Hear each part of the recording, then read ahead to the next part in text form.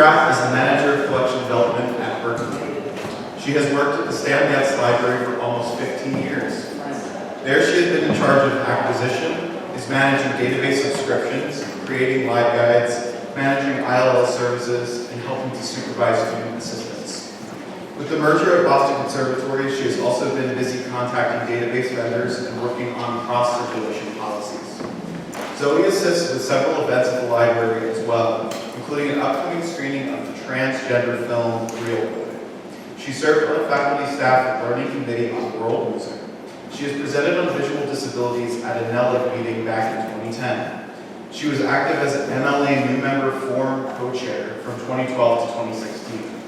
Recently, she wrote an article reviewing the database Hit Songs Deconstructed, which will be coming out in the next issue of the NLA Journal Notes.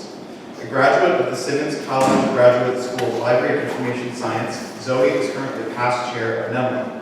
Please welcome Zoe.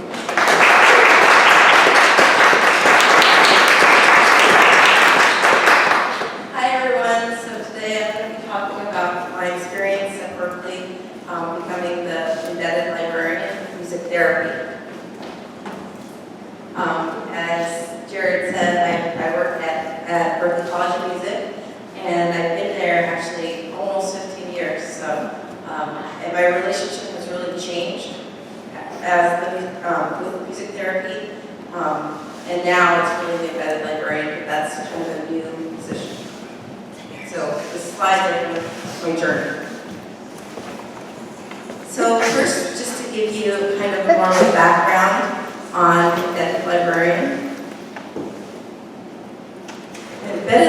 The embedded librarian is a role that emphasizes the importance of forming strong working relationships between the librarian and a group or team of people who need the librarian's information expertise.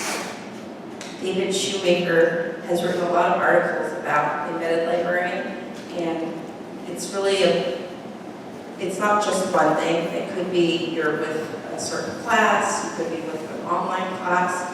In my case, it's a department that I'm working with more closely. He also writes, there's a trend of moving librarians out of the libraries, both physically and organizationally, is growing and can be of great value to the organization and can be very rewarding to the librarian if done well.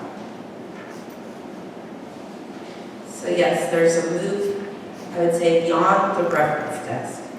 Reference desks can be a static place where we don't see as many patrons as we used to, and even when we do, we don't really have that connection with them. They come once and we never see them again. We don't know if they did well on their papers or if their faculty really feel like they found the right resources.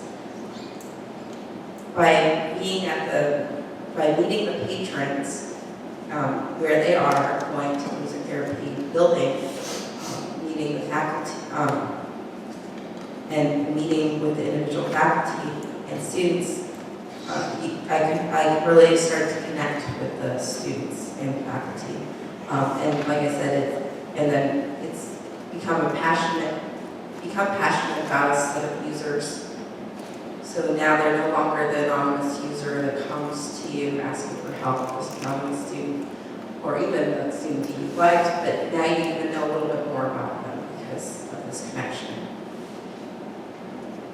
So before I go on, I want to give you kind of a background on music therapy. Some of you probably already know, but just for those that don't, music therapy is an established health profession in which music is used within a therapeutic relationship to address physical, emotional, cognitive, and social needs of the individuals. This is from the American Music Therapy Association, which is sort of the ALA of music therapists.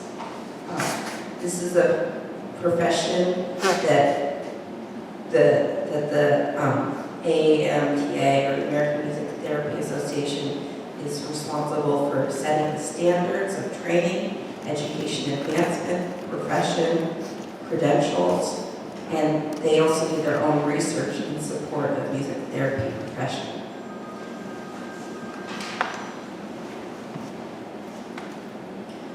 In music therapy, as you can guess, it has many different aspects, and these are just some of them. It can help people with terminal diseases, depression, anxiety, psychological trauma. We often get a whole range of different students coming in asking about everything from ADHD to how to find articles about the blind and the deaf, and often, the relationship between music therapy. An example of an article was the use of music therapy for children who speak English as a second language, an exploratory study. And then I also had a student that was interested in how, in the future, music therapy might be used in the schools as just kind of a normal thing that, just like PE is normal, so music therapy would somehow, that's his hope, and I thought that was really great if that sometime happens. So, the music therapy major at Berklee requires a lot out of the students. It requires creativity and talent. Many of them, they need to learn how to play several different instruments. Most of them know how to sing and play guitar, but then they might need to learn how to play piano, several kinds of different drums, different genres. One day they might be talking to an autistic child, and then the next day they might be talking to a bunch of ADHD teens and working on a drum circle. So all these different settings. And then the passion and dedication, just that they're required to, even in their first year, they have to take a music therapy research class where they have to write like a 20-page paper at the end of the term, and that requires about 10 scholarly articles. And then they also, within their time at Berklee, have to do 5 different practical, so sort of internships within within medical settings around Boston. So they're clinical settings where they have some kind of they're overseen by a professional music therapist, so they're learning. And the different areas are special education, research, geriatric, medicine, so that would be in a medical hospital, psychology fieldwork.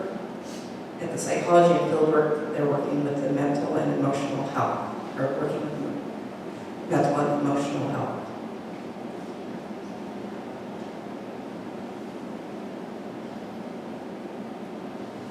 So I also took, here's some of the steps that I took to establish the connection with myself and music therapy. I was able to meet with the faculty one-on-one, sometimes help them with their research. Also, I would sometimes be invited to a music therapy faculty meeting where I could go over the different databases, the new websites, and just help them so they could help their students. And then I would also, meet with the classes. But then I also decided to take 2 music therapy classes. One it was called, one was the intro to music therapy, and then the other one was exceptional children, which is, so that one actually didn't have so much to do with music therapy, but more all the different special disabilities that happen to children, physical, emotional, psychology, and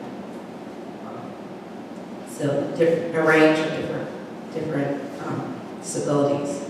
So, and the nice thing was that the director at the time, he let me take those classes within my work because he could see that we really needed someone to have a background in music therapy, since we were going to have graduate programs starting in the next 2 years. So this was going to be well worth it to have someone have this extra knowledge. One of the other ways that I helped the music therapy department was by creating this, which was first a Wikimedia kind of guide about different articles that the students could use for the class. And now we've been able to use LibGuides, which is a lot easier. Before with Wikimedia, we did all the research, we wrote it up, and then a whole other team had to go in and do all the coding. So it was kind of time consuming, and now it's just the LibGuides. It's like, it'll be a lot easier to work with. So I just wanted to also now show you what I created. So the faculty, Dr. Peggy Cotting, she wanted to put all the articles together in one spot, and I explained obviously we couldn't just put up the whole article, but she was happy with just having this. So there's the summary of, so let's take an example. So here's abstract of the article.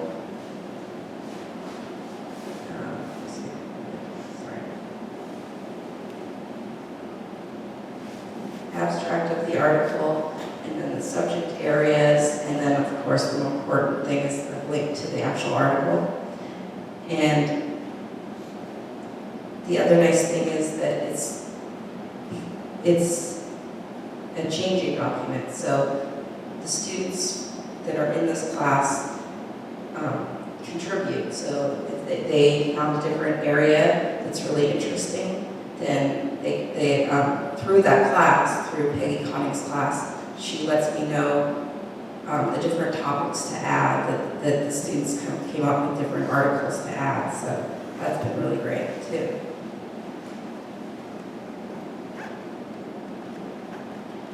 And another, one second.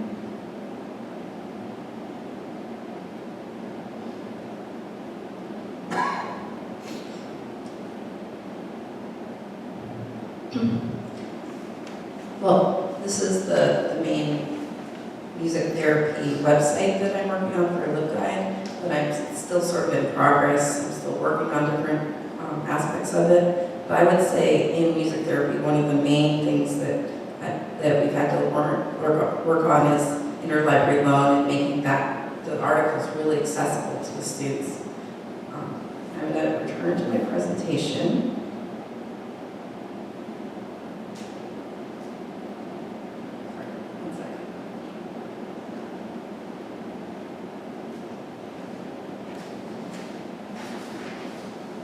So I was mentioning earlier that that we added a graduate program in music therapy to Berklee. It was just last fall, and it's actually an online degree. So the students come maybe the first week to meet the faculty, and I got to meet them.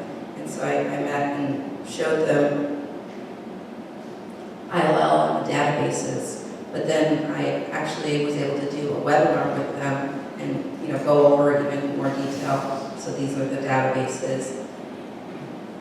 And connecting them with articles and books to the online class. So they have an online class with obviously a lot of books and articles, but because this is an online class, it needed to be online. And luckily, a lot of the music therapy books are online material, so I was able to link those with the class. And sometimes I have to get copyright the article. They wanted to post the whole article, and through the Copyright Clearance Center, I would get the copyright.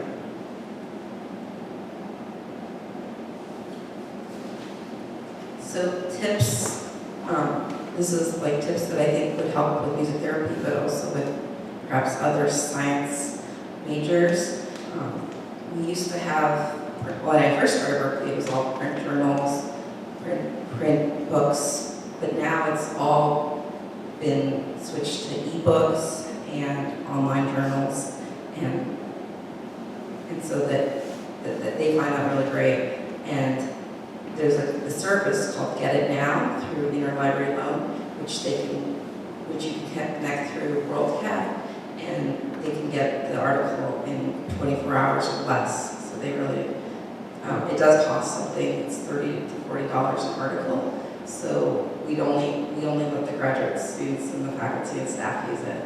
But it's a lot cheaper than getting like a $6,000 database, science database. or even some of the medical journals can be that much for one medical journal. So conclusions, I feel like by meeting the music therapists and music therapy students and faculty in the department, there's more accountability to the library.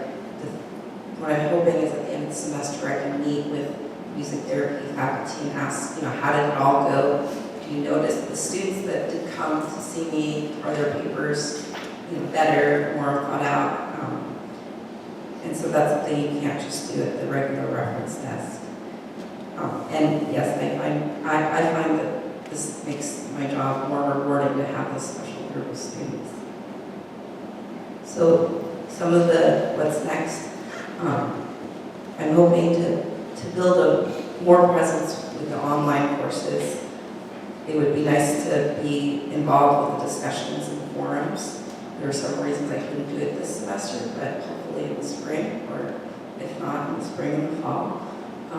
And then I'd like to also encourage more of the faculty to tell their students to use the drop-in hours. And the faculty would tell their students to use the drop-in hours, because otherwise I'm just sitting there and it's, again, like a reference test, just waiting for the students to come.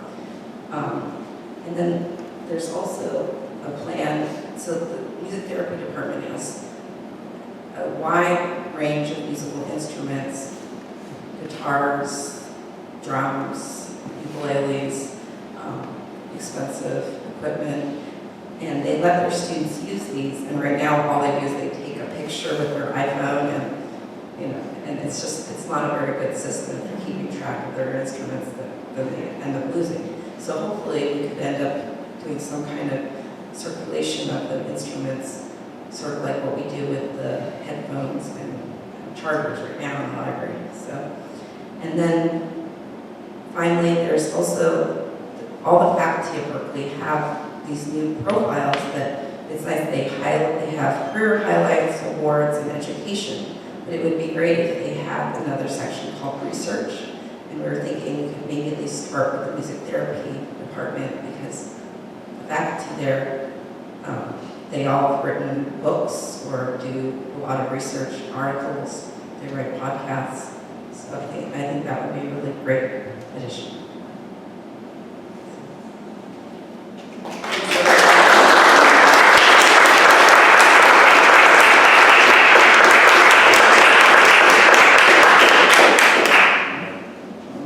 Any questions? Did you say that the students are responsible to get it down charges, or is that No. the library? The library pays those, but we still think that that's better than paying for a whole database. So is it unmediated or mediated? That is, does it have to go through the library first? Yeah, it does go through us.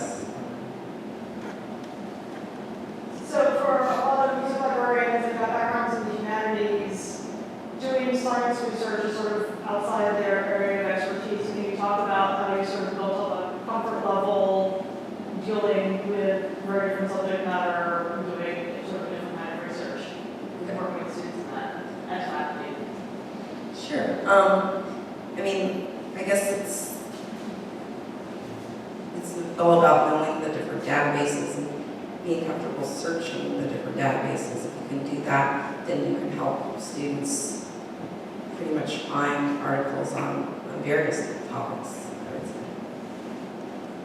What are some of your favorite databases to use? Oh, okay, sure. So we have Medline with full text, and that's obviously a good one for the students. So that's a favorite. But I also like, within EBSCO, you can search all the databases at once, and a lot of students don't realize that, and that's great because then they get access to Music Index, which is also very important to the music therapy students. I tell them if they really need an article that has more of a music therapy bent to it, they should really use the music periodicals database. That's the ProQuest. It used to be IIMP. I like that one because it has probably 90% of the music therapy databases are indexed there, and we have connections to full text of all those, so it really works out to do that. Sure.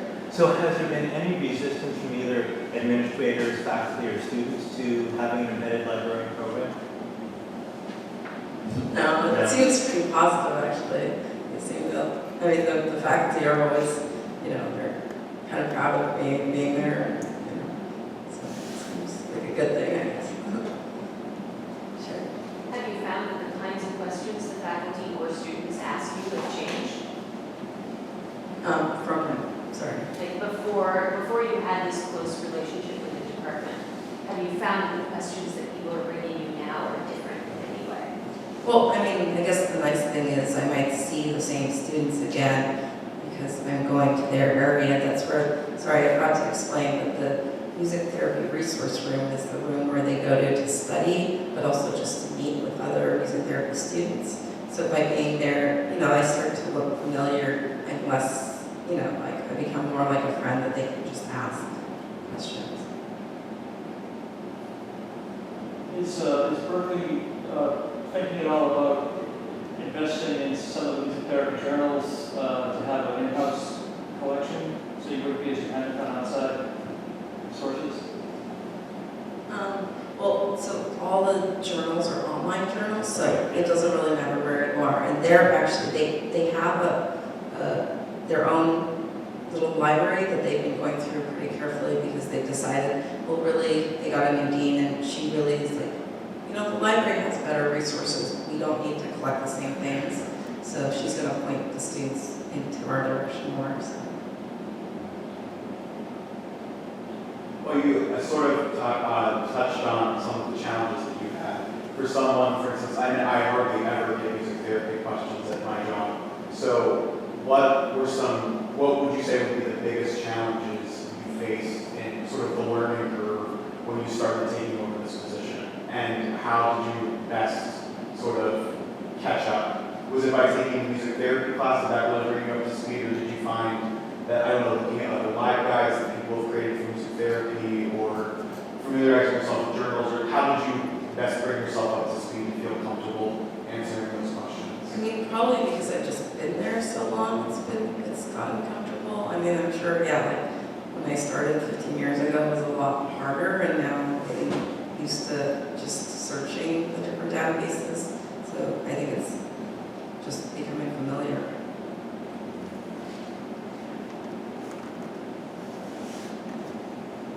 Any other questions? Okay, thank you.